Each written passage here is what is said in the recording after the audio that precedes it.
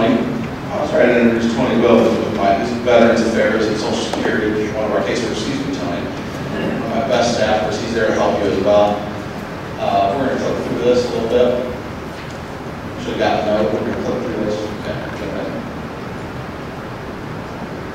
First of all, I got a message.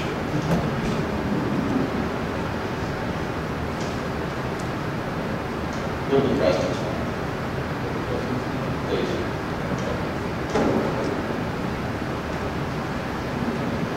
I first want you to understand our debt issue is not a partisan problem. There is no one party, there is no one president that is responsible for this mess that we find ourselves in. And I put this slide up to make that point. Now, in the last 2.5 years, as you can see from this graph, the problem has been accelerated. It's been exacerbated.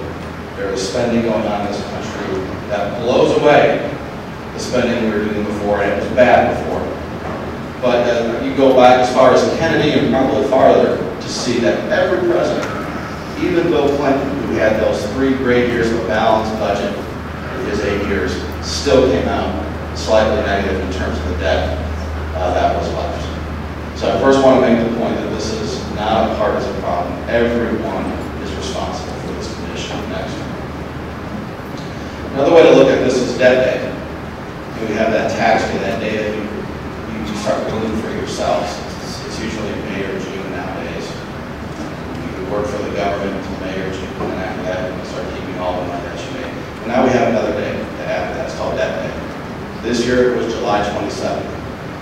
Every day after July 27th to the end of this calendar year, your federal government will operate on 100% borrowed money. Money that we borrow from ourselves, and more increasingly as you'll see from other countries. Next slide.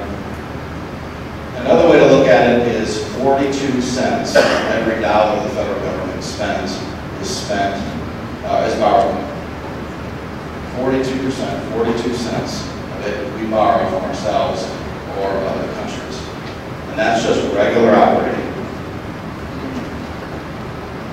Now, we borrowed money before. This is not the first time this nation has been in debt, but it is markedly different this time in 2 respects. First off is who we owe money to. Let's take the latest example, which was World War II. We had 100% debt to GDP ratio.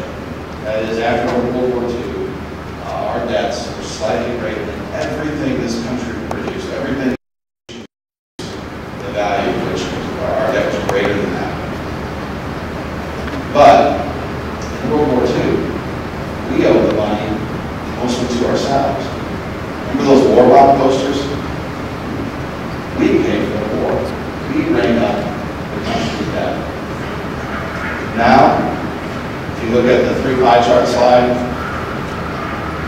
47% of our debt is owed to other nations. We're not paying for our debt. We're not taking out those war bonds anymore. We're letting the Chinese give us credit. China's not the only nation, but it is the nation that has the largest percentage of our debt. Depending on who you read and how you calculate it, it's anywhere from I've seen anywhere from 12 to 29% of our total debt is owned by one country, the Chinese.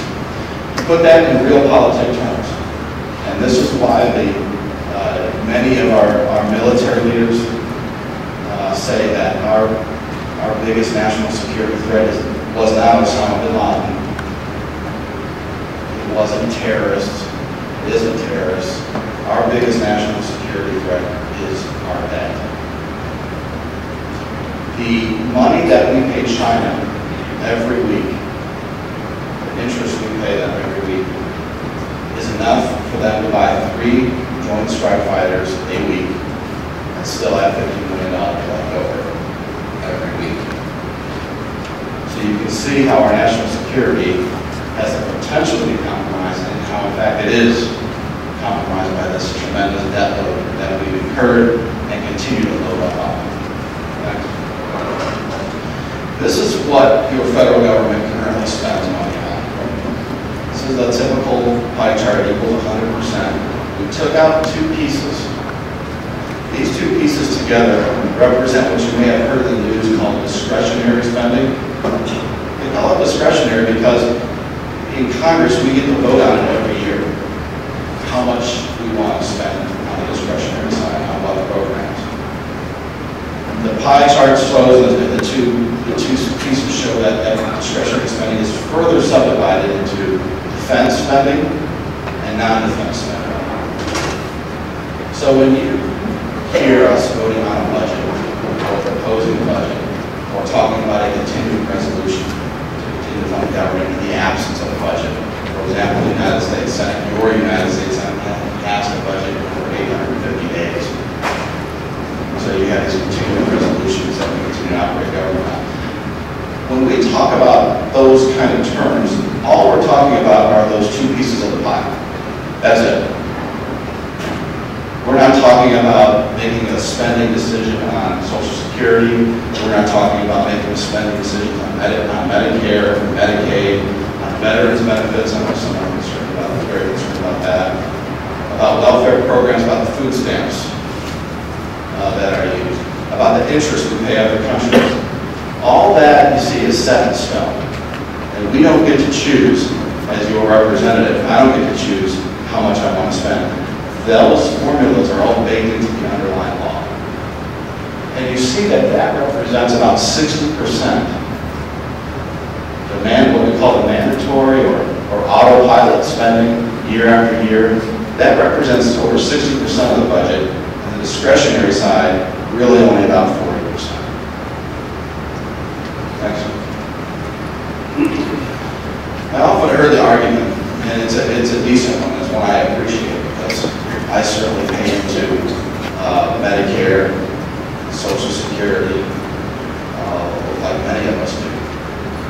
And the idea is this: we pay in through our lives, through our paychecks, therefore we should get out. And on the surface that makes a lot of sense, especially if it was true. But I want to show you this slide, which again is fact. In terms of Medicare, this is just Medicare. The average couple who over their lives made $85,000, let's say, will only pay in about 32% of what will actually be taken out by that same couple. Now that percentage gap gets less as your income goes up and you pay more out of your paycheck. Those couples will end up paying more of the 100%, but not total. And those that make less than $85,000 on average will pay less than 32% into a program that they're taking 100% out of. Doesn't mean they're right or wrong, and I don't make any judgment with it, but that's the fact of our situation. That's because people before me, politicians, have made promises in these programs that can't possibly be sustained. In this example, that 70% difference is being made up through the debt that we issue. China's paying for that now originally, and our kids and grandkids have to pay that back.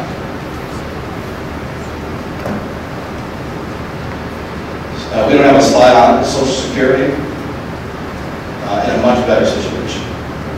But still, on average, those we're only paying in 90%, 90% of what is eventually taken out. And that's why many of us say that we have to correct that program as well, or else we'll be in the same position as Medicare over time. Now, Medicaid is a different kind of animal in the sense that that's the program for the neediest of us. And so those folks aren't by definition paying anything. That program can also save a lot of money if you got the federal government bureaucrats out of the program. The estimate is that they take up $1 trillion in administrative costs over a decade, as opposed to block granting that money and letting the states and local government, those government officials that are closest to the people know which poor to serve, how to serve them based on local community standards.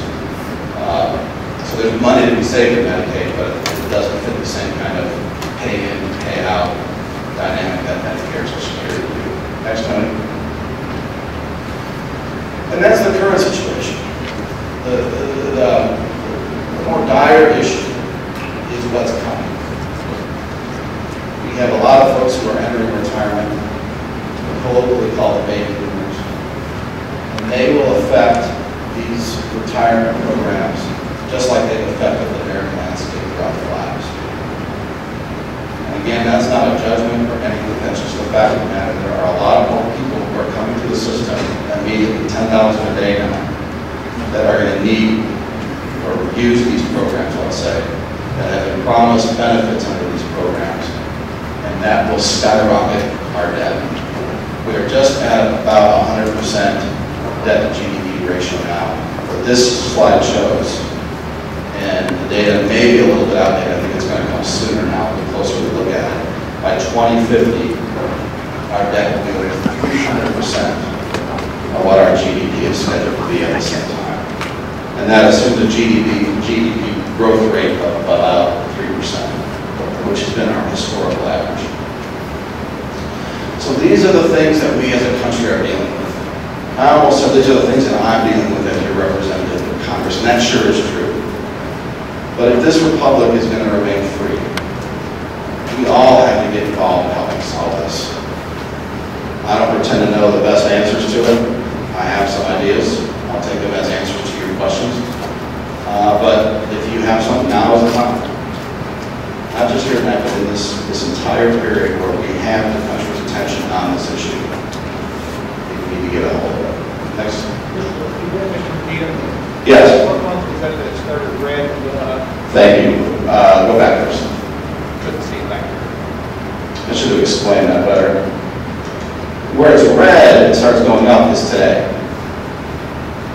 It is 2011, end of 2010. Next.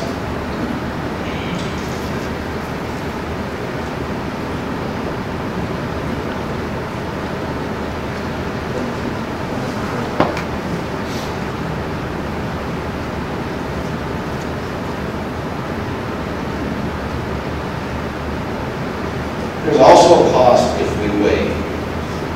Every year that we wait to solve this problem, the total cost of it will be about $12 trillion. And that's what this slide shows. It doesn't mean that our debt's going to go up $12 trillion a year, but the total cost of solving the problem will go up $12 trillion a year. And again, we're not going to be around to pay that bill, but our grandchildren will have to. Next. Here's my contact information. Again, we're here to serve. We're happy to take your questions now. I may refer to Tony or I may refer to some slides as I answer your questions. One glaring omission I can already tell from this contact sheet is our address, our web address. And we are very good. I'm very proud of my staff. They get back with us, get back to email or questions and requests within 24 business hours. And all you have to do is go to www.rokita.house.gov to access our site. So we'll bring up the lights now, and the way we'll do this is I'm going to go around